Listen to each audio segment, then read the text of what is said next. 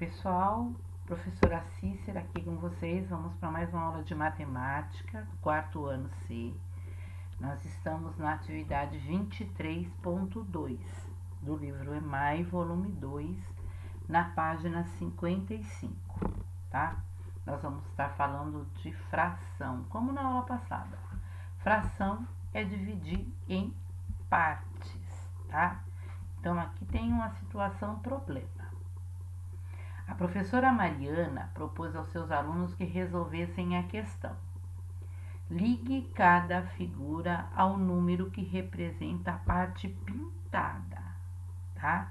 Então, aqui tem uma figura que foi fracionada, foi cortada em 8 partes iguais, hein? Frações são partes iguais. E foi pintada 7 partes. Em seguida, a sua escrita por extenso. Então, a professora pediu para os alunos para que eles achem. Por exemplo, aqui na primeira figura, eu tenho uma figura de 8 partes e foi pintada 7. Então, foi pintado 7 oitavos. Olha aqui, ó, 7 oitavos. E onde está escrito 7 oitavos? Vamos descer mais um pouquinho, ó. Aqui está escrito 7 oitavos. Então, eu vou ligar primeiro com uma fração e depois com uma escrita por extenso, tá? Aqui, ó, foi dividida em 4 partes a figura e foi pintada uma só. Então, foi pintado 1/4. 1/4. O número de baixo é sempre o número de partes que foi dividida a fração, tá? Então, é isso que vocês vão fazer nessa atividade. Na atividade 2, vocês vão ter que prestar um pouquinho mais de atenção, mas não é difícil. Após observar as figuras do quadro acima, circule em cada um a seguir o maior número e justifique a sua escolha. Por exemplo, para ficar mais fácil, pensa que você tem uma pizza ou uma barra de chocolate, tá? Só que aqui nesse caso você vai ter que ter duas. Uma para dividir em 4 partes e pegar uma.